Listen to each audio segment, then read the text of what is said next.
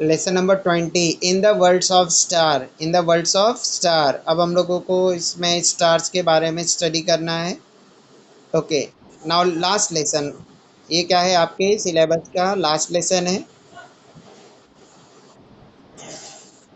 We have already learnt about the galaxies and star as well as the solar system in the different component. Now you already studied about the solar system in which our earth present, जहाँ पे अपनी अर्थ present है। What is the name of that solar system?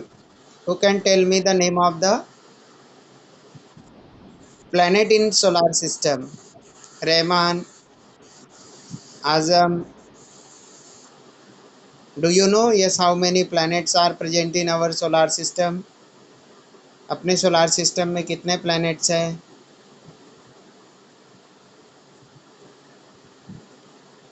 Who will give me answer? Mubasira, Habiba. How many planets are there in our solar system? You already studied about the solar system. In our solar system there are the 8 planets. Okay, कितने planets है? 8 planets है. What are that planets? और उनका वो कौन कौन से planets है? Mercury, Venus, Earth, क्या क्या है? Mercury, Venus, Earth, Mars, Jupiter, Uranus, Saturn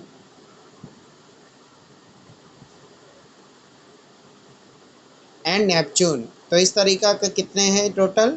8 planets are there. तो you have already learn about the galaxies and star as well as the solar system in the different component. Star are born out of the nebulae. Star का birth किससे होता है? नेबुली से। और ये नेबुले क्या होते हैं? नेबुलो जो है ये क्लाउड और डस्ट के पार्टिकल्स होते हैं। Nebulae are the cloud made up of the mainly of the hydrogen gas and dust particle। तो स्टार का बर्थ किससे होता है? नेबुली से। और नेबुले क्या होते हैं? ये क्लाउड होते हैं जो हाइड्रोजन गैस से और डस्ट पार्टिकल से बने होते हैं। बट इनको फॉर्म होने के लिए, इनको कंडेंस होने के लिए, सॉलिडिफाई होने के लिए वो करोड्स ऑफ ईयर्स लगते हैं, कई करोड़ों साल लग जाते हैं इन बादलों को। तो ये बहुत ही ह्यूज साइज के क्लाउड्स होते हैं, डस्ट पार्टिकल्स होते हैं। और उनके कंडेंसेशन से क्या बनता है? स्टार्स का बर्थ होता है। और जब ये कंडेंस होता है तो उसके अंदर का हाइड्रोजन जो है वो बर्न होता है, जिसकी वजह से उसमें से heat energy, light energy produce होती है। The particle the particle in these clouds are attracted towards one another due to force of gravity। अब ये जो पार्टिकल्स होते हैं क्लाउड के और उसमें जो डस्ट पार्टिकल्स होते हैं वो एक दूसरे को अट्रैक्ट होते हैं because of gravity. As result cloud contract and become dense and spherical in shape. इसकी वजह से जो ह्यूज साइज के क्लाउड्स होते हैं वो कॉन्ट्रैक्ट होते हैं, सिकुड़ जाते हैं एंड डेंस होते हैं और स्फेरिकल शेप में चेंज हो जाते हैं। एट द सेम टाइम, और उसी time pressure of the gas at the core of the cloud increases. उसी टाइम जो उसका सेंटर होता है उस क्लाउड का, वहाँ पे टेम्परेचर इंक्रीज हो जाता है and the temperature rise to tremendously. और बहुत ही ज़्यादा अमाउंट में टेम्परेचर इंक्रीज होता है and energy generation process starts there. और वहीं पे एनर्जी का जनरेशन का प्रोसेस स्टार्ट होता है। Such a spherical cloud of the hydrogen is called such a spherical cloud of hydrogen is called star। Later process such as contraction, expansion, rise in temperature etc. brings about change in the nature of the stars। और बाद में जब उस cloud से star form होता है तो उसका कॉन्ट्रैक्शन होता है, उसका एक्सपेंशन होता है और उसका या जो उसका टेम्परेचर राइज होता है, जो आगे चलकर उस स्टार का नेचर बनता है। This changes occur over a very long period of time and constitute the life cycle of the star. अब ये जो है बहुत ही लंबे टाइम तक ये प्रोसेस चलता है जो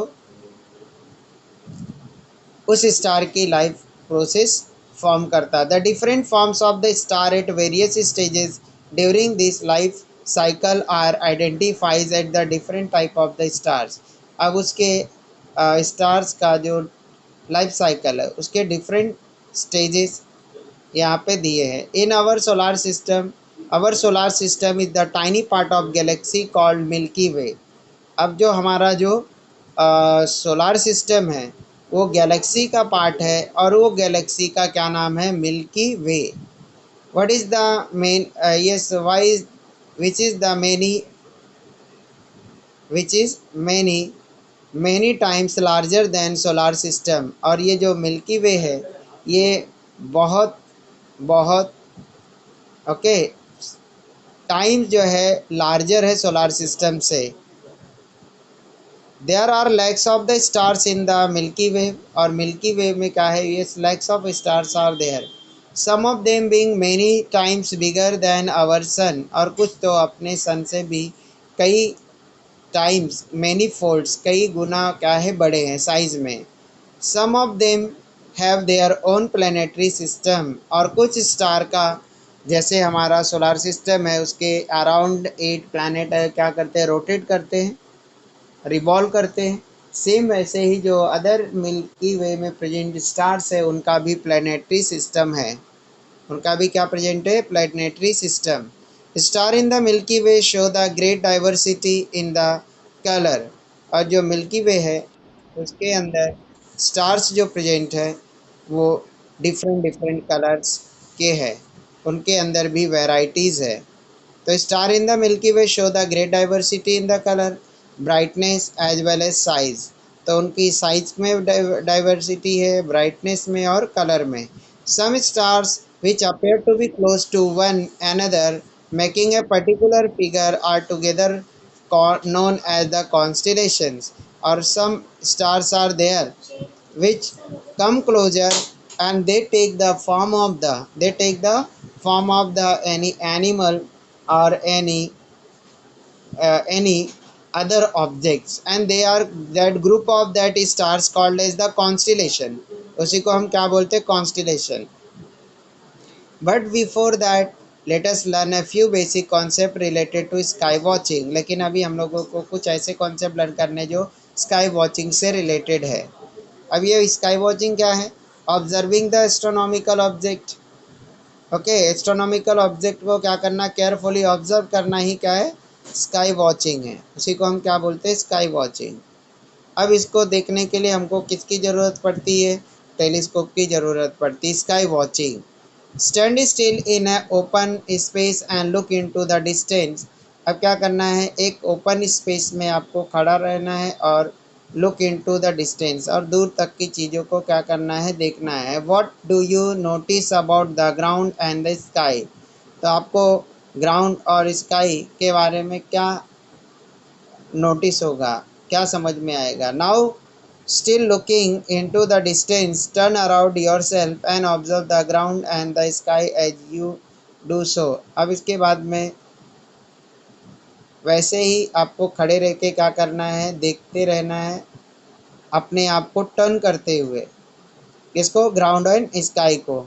फार away the sky seem to be touching the ground. तो जब आप बहुत दूर देखोगे तो ऐसा लगेगा कि जो स्काई है वो स्काई क्या कर रही है? ग्राउंड के उस एंड को टच कर रही है। जहाँ तक आपकी क्या होगी? विजन पहुँचेगी, उस विजन पे जहाँ तक पहुँच रही है आपको ऐसा क्या फील होगा कि जो स्काई है वो स्काई अर्थ को वहाँ पे टच कर रही है। और ऊपर देखोगे तो ऐसा लगेगा कि हाइट पे है, लेकिन जब साइड साइड में देखोगे अपने अराउंड तो आपको क्या समझ में आएगा कि वो टच करता हुआ मिलेगा आपको। For the far away the sky seem to touching the ground, the line at which they meet is called the horizon. और जहाँ पे स्काई और जो अर्थ का सरफेस है वो दोनों मिलता हुआ, टच करता हुआ दिखाई देगा, उसी को हम बोलते हैं horizon. While turning around oneself, horizon will be seen to form a circle and on looking up the sky will appear to be sphere based on the circle. अब जब ऊपर देखेंगे और जो है साइड साइड में देखेंगे तो हम लोगों को एक स्फीयर दिखाई देगा। The star and planet moving in the sky appear to be moving on this sphere. तो स्टार और जो प्लेनेट है जो स्काई में मूव होते हैं वो स्फीयर में मूव होते हुए दिखाई देंगे।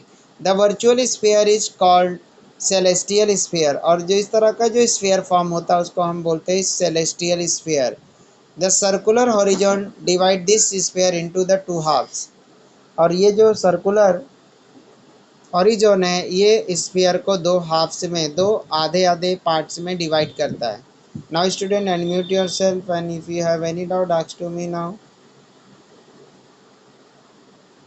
आजम, Fiza, Rahman, Umme Habiba, Madiha, do you want to ask anything? Have you understood?